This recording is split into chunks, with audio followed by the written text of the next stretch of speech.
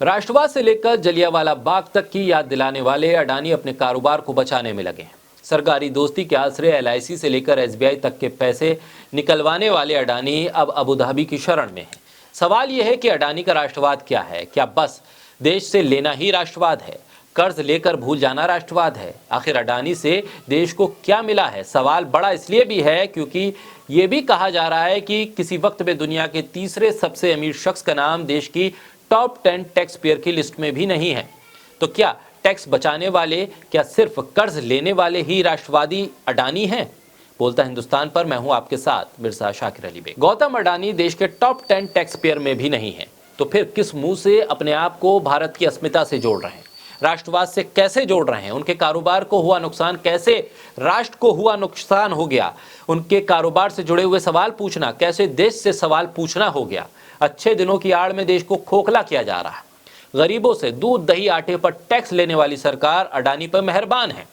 Adani top 10 तो छोड़िए, top 15 की सूची में भी नहीं है। आखिर सरकार इतनी मेहरबान क्यों होती जा रही है अडानी पर? कोरोना काल में जब सब कारोबार डूब रहे थे, रोजगार खत्म हो रहा था, लोगों की जेब खाली थी, कंपनियां बंद हो रही थी, अडानी तब अमीर हो रहे थे। आखिर कैसे? मामला इतना सीधा नहीं है।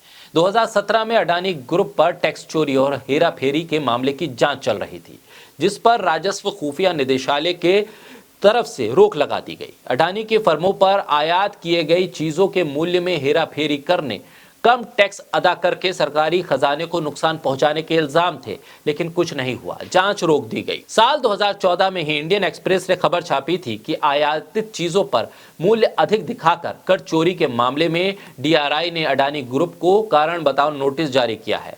इसके बाद ब्रिटिश अखबार द गार्जियन ने भी छापा था कि भारतीय कस्टम विभाग के डायरेक्टरेट ऑफ रेवेन्यू इंटेलिजेंस ने मशहूर कारोबारी घराने अडानी समूह पर फर्जी बिल बनाकर 1500 करोड़ रुपए टैक्स हेवन देशों में भेजने का इल्जाम लगा है। पत्रकार प्रंजय ने भी इस पर रिपोर्ट की थी। उन्होंने बताया था कि कैसे अडानी ने 1000 करोड़ रुपए टैक्स से बचाए और कैसे डीआरआई ने इसका खुलासा किया और अडानी को नोटिस भेजा, और कैसे मोदी सरकार के आते ही अडानी के ऊपर लगे सभी चार्जेस को वापस ले लिया गया। 2022 में भी अगर टैक्स देने वालों की लिस्ट को खगाले तो अडानी 1 से 10 में कहीं पर भी नजर नहीं आते हैं। एक खबर और एक आकलन के मुताबिक साल 2017 से 2021 के बीच अडानी की कुल जो आय है उस पर एक मुश्त टैक्स लगा दिया जाए तो लगभग 50 लाख शिक्षकों की एक साल की सैलरी निकल आएगी। लेकिन ऐसे में सवाल यह है कि अडानी को टैक्स से बचाता कौन है? अडानी आखिर कैसे टैक्स से बच जाते हैं, या बार बार इस तरह के सवालों के बीच अडानी को बचा लिया जाता है? बहरहाल सवाल तो यह भी है कि क्या अमृतकाल में राष्ट्रवाद का मतलब टैक्स चोरी है? क्या अमृतकाल में सरकारी बैंकों से अंधाधुंध कर्ज लेना राष्ट्रवाद है और उसे ना लौटाना भी एक बड़ा राष्ट्रवाद है? आखिर राष्ट्रवाद की इस लड़ाई के बीच में कारोबारियों को बचाने की दौड़ में सरकार और उससे जुड़े हुए संगठन क्यों लगे हुए? ये एक बड़ा सवाल है।